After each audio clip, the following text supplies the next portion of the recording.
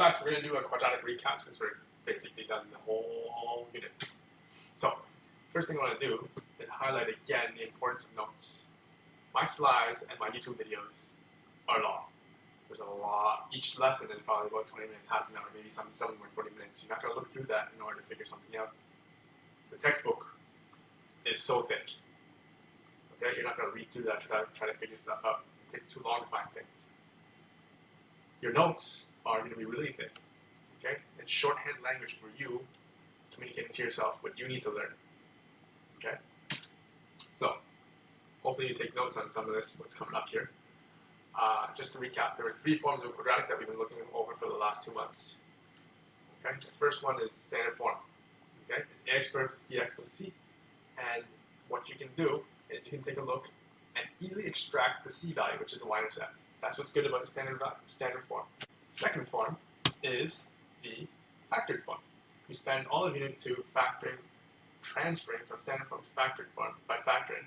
And what's good about factored form, you can easily find the x-intercepts.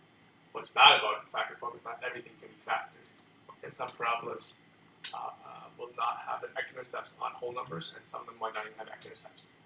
Okay, so there's only a select few quadratics that can be factored. The last thing is, the last form, is vertex form. And this is the easiest one where you can graph. You can easily extract the vertex, hence it's called vertex form. Alright, relationships between the different forms. We have factored form, we have standard form, we have vertex form. Standard form acts as the bridge between factored form and vertex form. If you ever want to transfer from factored form all the way to vertex form, you could transfer it using these arrows here. Okay, so let's go over what the different processes are. In Unit 2 again, we went from standard form to factored form by the process of factoring, and we went over many skills of factoring. Now, factoring is an important skill not just for this, it's also very important for grade 11 and grade 12 beyond just quadratics, which is why we spend so much time factoring, because this sets something else up. Okay, to go from factored form to standard form, we expand, or we also call it foiling, right? You have to take a look at these x, and then you do that rainbow thing or the box method that we were doing. Okay, and then we have this process going from vertex form to standard form.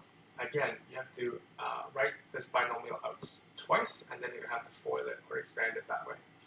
And then the last thing we learned was how to complete the square, going from standard form to vertex form. So we can we do this whole long process to get that vertex form.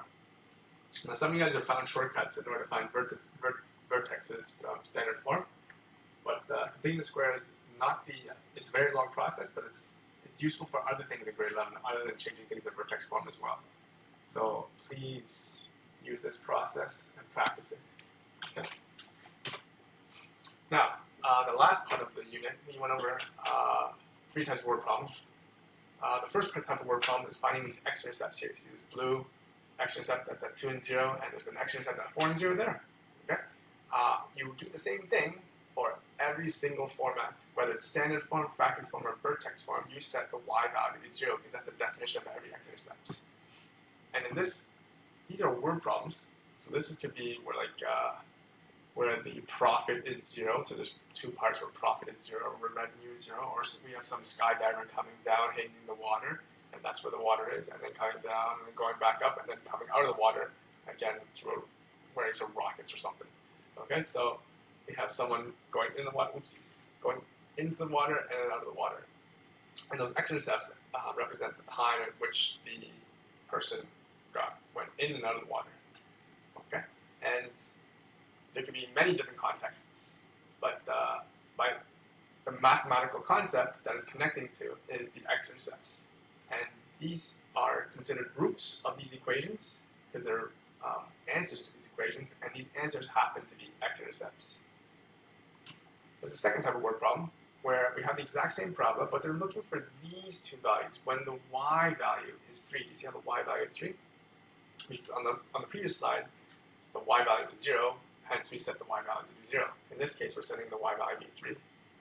Okay? And in this case, you can't just separate them into separate x-intercepts. You'd have to expand it and then move the 3 to the other side and then make it look like a first word problem. where you make it equal to 0. We can't solve it when it's equal to 3. You can only solve quadratics when they're equal to 0. Okay, so you have to make it equal to 0, then either factor or use a quadratic formula. Or complete the square and just solve for x. In this case, if you just have x on its own, this is the one situation where there's only one x. You see how there's two x's here? You can't isolate. You have two x's here, you can't isolate. In this case, you can isolate and move everything to the other side using your grade 9 skills of isolation to solve for x. And you would get these two answers. 1 and 5 here are not x-intercepts of the parabola. They're considered roots of the quadratic, and they're not x-intercepts. Okay, so they are the answers to when these equations are equal to 3. When is this parabola equal to 3? When x is 1 and when x is 5. Okay. Over here, going back to the previous one, 2 and 4 are considered roots of these equations because that's what will solve this equation. 2 and 4 are the x values that will make this 0 for all three of them. And they happen to be x-intercepts because that's when the y value is 0. Okay? And the last word problem, which we're very well familiar with, you're not solving for x-intercepts, you're not solving for the roots, you're solving for the vertex. Okay? And this is also considered a root of the equation, it's just an answer of the equation. So this is, you're either trying to find the max or the min value in the word problem. So it could be the minimum profit. So those are your three types of word problems. And thus ends the summary of all your quadratics.